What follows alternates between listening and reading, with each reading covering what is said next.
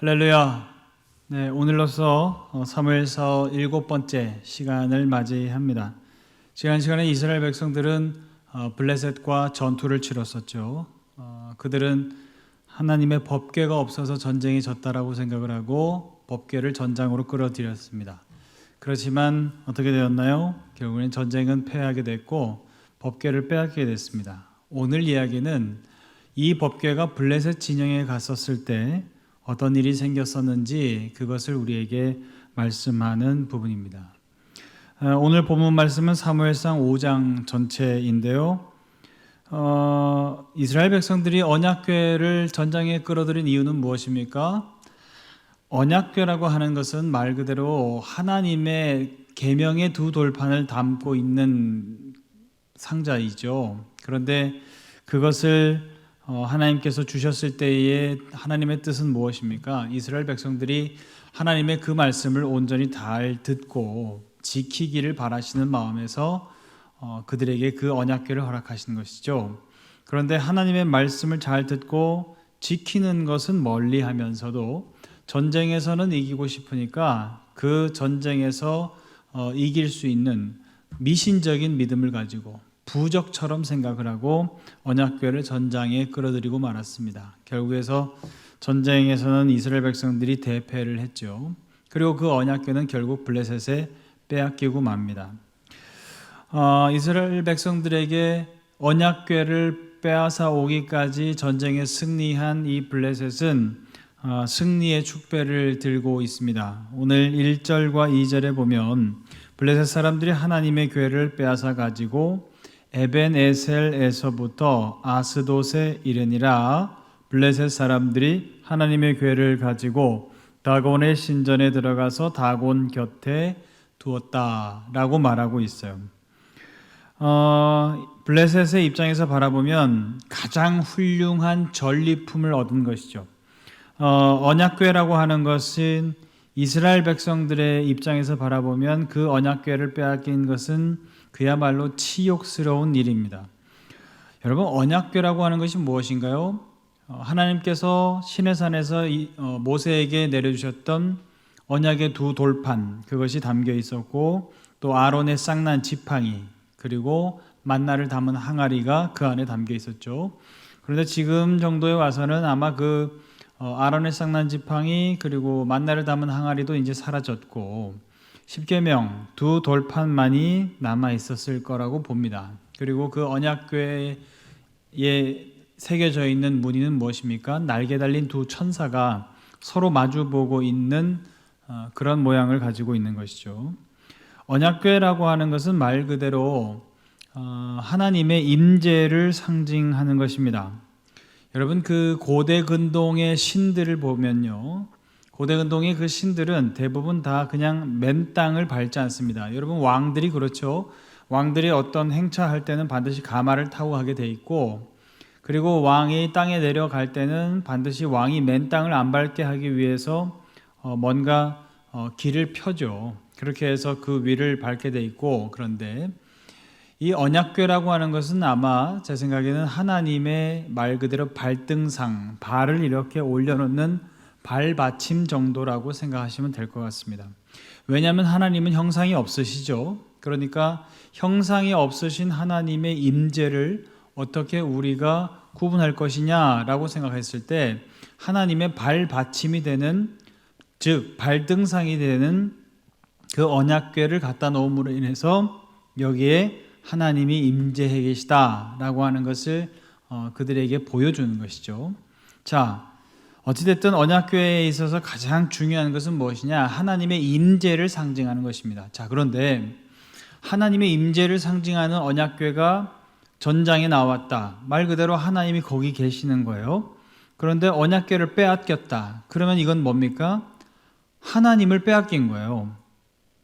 여러분, 무슨 상황과 똑같다라고 생각을 하시면 되냐면, 과거에 전쟁을 벌이면 전쟁을 승리한 나라는 나중에 본국으로 돌아갈 때 어떤 식으로 처사를 하나요? 네, 왕을 볼모로 잡아가면서 그 자기 아들을 다음 왕으로 세운다든가, 아니면 왕자를 볼모로 데리고 가던가 하겠죠. 그렇게 해서 혹시나 자기가 정벌한 나라가 반란의 조짐을 보이면 제일 먼저 이 왕이나 왕자부터 처단할 것이다 라고 하는 어떤 개념으로 가지고 가는 거죠. 데리고 가는 거죠. 자, 그것처럼 지금 이스라엘 백성들은 왕이나 왕자를 빼앗긴 것보다도 어떻게 보면 더 지금 치욕스러운 것이 하나님의 임재를 상징하는 신물을 빼앗긴 거예요. 이거는 국가의 보물 중에 보물인 거예요. 그런데 신물을 빼앗겼다? 그것은 말 그대로 이스라엘 백성들에게는 정말 치욕스러운 일인 것이죠.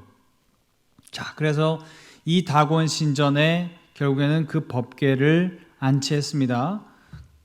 다른 나라의 수호신인 여호와 하나님의 임재를 상징하는 법궤를 가지고 자기들이 섬기는 다곤 신전 앞에다 갖다 놨으니 얼마나 지금 블레셋 백성들은 고무돼 있을까요? 야, 우리가 승리했다. 지난번에 4장에서 그렇게 고백했잖아요. 출애굽할 때에 자기 백성을 엄청난 능력으로 애굽의 군대를 수장시키시고 그들을 출애굽시킨 여호와 아니냐라고 말했었던 그 여호와 하나님의 임재를 상징하는 법궤를 블레셋 군사들이 전쟁에서 승리하고 가지고 왔으니 얼마나 고무됐겠어요. 자, 우리 3절에서 4절 말씀 한번 보겠습니다. 같이 읽습니다. 시작. 아스돗 사람들이 이튿날 일찍이 일어나 본즉 다곤이 여호와의 궤 앞에서 엎드러져 그 얼굴이 땅에 닿았는지라. 그들이 다곤을 일으켜 다시 그 자리에 세웠더니 그 이튿날 아침에 그들이 일찍이 일어나 본즉 다곤이 여호와의 궤 앞에서 또다시 엎드러져 얼굴이 땅에 닿았고 그 머리와 두 손목은 끊어져 문지방에 있고 다곤의 몸뚱이만 남았더라. 아멘. 자, 승리를 자축하는 밤을 보내고 이제 여호와 하나님의 임재를 상징하는 법궤를 그 다곤 신전에 두고 하룻밤이 지났습니다. 그런데 다음 날에 와서 보니까 3절에 뭐라 그래요? 여호와 하나님께 다곤 신이 경배를 하듯이 어떻게 하고 있어요? 하나님의 언약궤 앞에 다곤 신이 엎드러져 있더라는 거예요. 뭐 얼마든지 우연일 수도 있겠다라고 생각할 수도 있을 거예요. 그래서 이것을 다시 일으켜 세워서 원위치 해놨습니다. 그리고 다음 하루가 또 흘렀어요. 그 다음 날이 되었는데 이번에도 엎드러져 있는데 이번에는 더한 것이 다곤 신상에 목이 댕강 날아가 있고 두 손목이 부러진 채로 그 문지방에 있다. 그렇게 말하고 있어요. 머리가 날아갔다라고 하는 것은 그만큼 이 다곤 신이라고 하는 것은 우상이라는 거예요. 사고할 수 없는 우상이다. 생각할 수 없는 우상이다라는 거예요. 손이 날아갔다라고 하는 것은 아무 능력이 없다는 거예요. 그러니까 다곤 신은 그야말로 우상인 거예요. 오죽하면 넘어지고 난 다음에 자기 스스로도 일어설 수 없어서 어떻게 했어요? 자기 백성들이 블레셋 백성들이 그 신상을 일으켜 세워줘야만 제자리에 할 수 있다. 여러분 이게 어떻게 신이라고 할 수 있나요? 그런데 하나님은 어떤 분이신가요? 하나님은 이런 분이시라는 거예요. 얼마든지 홀로 영광 받으실 수 있는 분이시다. 할렐루야. 제가 어렸을 때요. 어른들 예배를 자주 참여했어요. 저 같은 경우는 교회 학교 예배도 참여하지만 어른들 예배도 함께 참여해야 된다. 이걸 뭐 이제 옛날 어른들이 그랬죠. 이게 대예배다. 그렇게 해서 교회 학교 예배는 교회 학교 예배, 또 어른들 드리는 예배는 대예배니까 이것도 다 드려야 된다. 뭐 그러다 보니까 제가 주일 예배도 어른들이 드리는 예배도 참석을 합니다. 그런데 제가 신기해하면서도 무슨 말인지 잘 몰랐었다라고 하는 것은 뭐냐면 대표 기도하시는 권사님들이나 장로님들께서 하나님 홀로 영광 받으시옵소서 뭐 이런 말씀을 기도문 가운데 자주 하셨어요. 홀로 영광을 받는다는 게 도대체 무슨 의미일까라고 생각을 했는데 이런 거죠. 말 그대로 다곤 신은 홀로 영광을 받을 수도 없고 홀로 일어설 힘조차 없어요. 그렇죠? 그런데 하나님은 어떤 분이세요? 홀로 영광 받으시는 분이시다. 왜요? 지금 하나님이 법궤를 엄밀히 말하면 빼앗긴 것이 아니라 하나님이 스스로 적진으로 지금 뛰어 들어가신 거예요. 그래서 하나님께서 다곤신을 제압하시고 다곤신의 목도 자르시고 손목도 자르신 거예요. 여기에 지금 이 상황 가운데서 블레셋 사람들이 뭔가 여기에 관여했다든가 아니면 뭐 이스라엘 백성들이 첩자를 보내서 이런 일을 보냈다든가 백성들이 용감하게 싸워서 이런 일이 벌어졌다든가 뭐 이런 일들이 있나요? 아니에요. 오직 다곤 신상과 하나님의 임재의 상징 법궤만 있는데 그런 일이 벌어진 거예요. 그것도 우연이라고 하기에는 무리가 있죠. 2번씩이나 이틀에 걸쳐서 2번씩이나 그렇게 다곤 신상을 제압하시는 하나님의 모습을 오늘 본문이 드러내고 있다고 하는 거예요. 그러니까 주변에 아무런 도움도 없이 하나님께서 혼자서 어떻게 하셨어요? 홀로 영광 받으시는 하나님, 혼자 행하실 수 있는 하나님, 세계를 주도해 가시는 하나님, 그 하나님의 모습을 오늘 본문 말씀이 말씀하고 있다는 거예요. 근데 우리는 착각을 하죠. 내가 아니면 안 되는 것처럼. 사역자들이 주로 잘 그래요. 조금만 이 어려운 사역지에서 내가 막 굉장히 노력을 하고 있고 내가 중추적인 역할을 하고 있다 보면은 나 없으면 이게 돌아갈까? 나 없으면 이거 안 되지 않아? 라고 하는 착각을 가질 수도 있다는 거예요. 여러분, 그런데 오늘 본문 말씀은 분명히 말씀하고 있어요. 하나님은 홀로 영광 받으시는 분이시다. 하나님은 스스로 일하시는 분이시다. 정확하게 표현하면 하나님의 역사 가운데 하나님께서 우리에게 기회를 주셔서 우리가 그 역사에 참여할 수 있는 영광을 주신 거예요. 오히려 하나님께서 혼자서 다 하실 수도 있는데 하나님께서 혼자 하시지 아니하시고 우리를 어떻게 하셨어요? 참여할 수 있도록 기회를 주시고 자리를 열어주신 거예요. 그게 정확한 팩트라는 거예요. 사랑하는 여러분, 옛날에 보면 과거에 그런 말씀들도 우리 목사님들이 많이 하셨어요. 자꾸 거절하면 그 거절하는 것도 겸손이 아니라 교만이야. 근데 왜 그런 말씀을 하셨을까라고 하는 것을 곰곰이 생각해 보면 바로 이 말씀하고도 연관이 되어져요. 하나님께서 모든 일들을 역사해 가시고 주관해 가세요. 하나님 혼자서도 얼마든지 그 일을 해 가실 수 있어요. 그런데 어떻게 하신다고요? 우리를 참여시킨다고요. 그런데 우리를 참여시키기 위해서 목사님들이 영안으로 이렇게 바라보면서 하나님의 역사에 저 집사님이 참여했으면 좋겠다. 하나님의 역사에 저 권사님이 참여하셨으면 좋겠다. 저 청년이 좀 참여했으면 좋겠다라고 해서 집사님, 권사님, 무슨 청년 이거 좀 한번 해보시겠어요? 라고 제안을 해봤어요. 그런데 자꾸 거절하면 그 얘기는 뭐예요? 나는 못해요. 내가 할 수 없어요. 그 얘기는 내가 뭔가 이 일을 주도해가는 것처럼 생각한다라고 하는 거예요. 그게 착각이라는 것이죠. 그게 교만이라는 겁니다. 중요한 것은 하나님께서 역사해 가시고 하나님이 주도해 가시는 그 사역에 우리를 참여해 주신다. 참여할 수 있도록 하나님께서 길을 열어주신다. 이것이 사실이라고 하는 것입니다. 사랑하는 여러분, 홀로 영광 받으시는 하나님을 기억하시면서 그 하나님의 역사에 참여할 수 있는 것만으로도 감사히 여길 줄 알고 겸손하게 순종하면서 나아갈 수 있는 저와 여러분들이 다 될 수 있기를 주님의 이름으로 축원합니다. 여기까지는 뭐 신상이 넘어지고 그리고 신상이 또 한 번 넘어져서 목이 부러지고 손목이 부러지고 뭐 여기까지는 100번 양보를 해서 우연일 거다라고 가정을 해보죠. 그러나 여러분 블레셋 백성들을 한번 보세요. 우리 5절에서 8절 볼까요? 5절에서 8절 같이 읽습니다.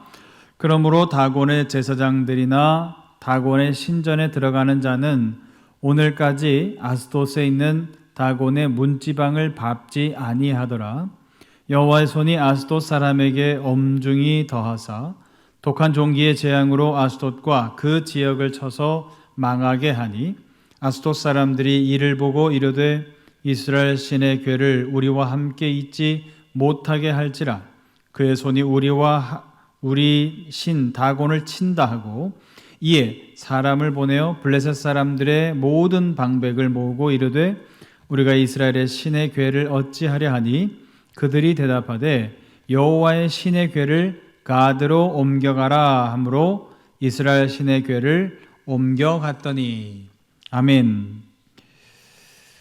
여러분, 지금 블레셋 백성들의 태도를 보세요. 신상이 넘어졌어요. 그런데 신상이 넘어진 모습을 이렇게 보니까 목이 부러지고 손이 잘려나가서 문지방에 걸터 있으니까 그때서부터 어떻게 했다고요? 문지방을 밟지 않았대요. 그 얘기는 문지방이 더 능력이 있어서 어떻게 했다는 거예요? 다곤 신상을 그렇게 했다는 거예요. 그러면 만약에 그렇게 되어졌다고 믿어서 그때부터 문지방을 안 밟았다라고 했는데 차라리 문지방 안 밟지 말고 어떻게 해야 돼요? 아니, 다곤 신을 해할 수 있는 문지방을 섬겨야죠. 그렇죠? 다곤 신보다 다곤 신을 해할 수 있는 문지방이라고 한다면 문지방이 더 능력 있는 거 아니겠어요? 그럼 문지방 신을 섬겨야죠. 그런데 그때부터 오히려 자기네들의 신이라고 하는 다곤 신은 안 버리고 문지방을 조심해서 넘었대요. 밟지 않고. 이런 게 어디 있어요, 세상에. 자, 더한 것은 지금 언약궤가 지금 가드 안에 들어와 있으니까, 블레셋의 진영에 들어와 있으니까 무슨 일이 벌어졌느냐? 독한 종기가 나는 전염병을 하나님께서 그 땅에 내리셨어요. 그래서 죽는 사람들도 많고 결국에는 아스돗이 망했다 그랬어요. 그러니까 그들이 기껏해서 8절에서 모여서 회의한 결과가 뭐냐? 야, 이거를 우리 가드로 옮기자라고 하는 거예요. 그런데 가드로 옮겨갔더니, 우리가 8절까지만 읽었습니다만, 가드로 옮겨갔더니 거기에서도 이 독한 종기 재앙이 여전히 있고 가드도 어렵게 되어진 거예요. 그러니까 10절에 보면 그들이 어떻게 했냐면 에그론으로 나중에 최종적으로 옮겨요. 여러분, 아니, 여호와의 손이 친다. 잘라야겠다. 여호와의 손이 능력이 있어서 자기네 블레셋 진영을 전염병으로 치고 다곤 신상을 무너뜨린다라고 하면 누가 더 센 거예요? 하나님이 더 센 거죠. 하나님이 더 능력 있는 거죠. 그때서부터 그게 정말이라고 한다면 어떻게 해야 돼요? 자기의 신인 다곤 신을 버리고 하나님을 섬겨야 될 거 아니에요. 그런데 지금 블레셋 백성들이 하는 모습 보세요. 자기네들의 신인 다곤 신은 안 버리고 오히려 하나님의 임재 상징인 이 언약궤를 저 멀리 떠나 보내고 말아요. 이것처럼 무매한 일이 어디 있어요? 여러분, 그렇기 때문에 우상은 스스로 만들어지는 겁니다. 지금 이 우상, 다곤 신을 못 버리는 자들이 누구예요? 블레셋 사람들이에요. 사람들이 그걸 못 버려요. 얼마든지 그게 힘이 없고 능력이 없고 여호와 하나님이 더 능력이 있으시다, 심지어 문지방한테도 당하는 신이 다곤 신이라고 한다면 그 신 버려야죠. 그런데 그들은 어떻게 한다고요? 오히려 그 자기네들이 섬기고 있는 다곤 신에게 위해가 될까봐 그 다곤 신보다 능력 있는 신을 저 멀리 보내는 그런 우매한 행동들을 하고 있다는 거예요. 여러분, 우상은 결국 스스로 만들어진 신이라고 하는 것을 다시 한번 오늘 본문이 우리에게 나타내고 있습니다. 우상이라는 것은 결국 사람이 만드는 것이죠. 언약궤에 담긴 하나님의 뜻을 모르면, 왜 하나님께서 언약궤를 주셨는지 그 뜻을 모르면 이스라엘 백성들도 똑같이 언약궤를 우상으로 만들어버려요. 이것만 있으면 전쟁에서 승리할 거야. 이게 있으면 전쟁에서 이길 수 있어. 여러분, 그것은 사람이 만들어낸 논리예요. 하나님은 그렇게 말씀하시지 않았어요. 하나님은 언약궤를 주시면서 그 언약궤의 뜻대로, 언약궤에 담겨진 하나님의 말씀대로 살아야 되고 행하고 순종해야 하는 것이다 라고 하는 것을 가르치기 위해서 그것을 그들에게 주셨어요. 그런데 이스라엘 백성들은 그 하나님의 뜻은 아랑곳하지 않고 자기 생각을 가지고 하나님을 만들어 버려요. 이것이 우상이라고 하는 점입니다. 마지막으로 정리를 하면요, 우리 6절과 11절에 보면 이런 구절이 있습니다. 여호와의 손이 아스돗 사람에게 엄중히 더하사라고 하는 표현이 나오고요, 11절에도 나옵니다. 이에 사람을 보내어 블레셋 모든 방백을 모으고 이르되 이스라엘 신의 궤를 보내어 그 있던 곳으로 돌아가게 하고 우리와 우리 백성이 죽임당함을 면하게 하자니 이는 온 성읍이 사망의 환난을 당함이라. 거기서 하나님의 손이 엄중하심으로 라고 그랬어요. 여기에서도 똑같은 단어인 카보드라고 하는 단어를 썼어요. 그러니까 이스라엘 백성들에게 무엇이 가장 비극이었나요? 이카봇, 하나님의 영광이 떠나는 것이 가장 비극이었죠.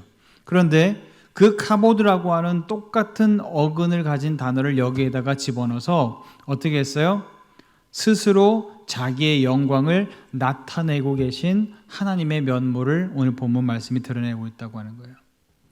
사랑하는 여러분, 하나님의 뜻에 맞추는 것이 중요합니다. 하나님의 뜻에 나를 맞추고 내가 복종하는 게 중요한 거예요.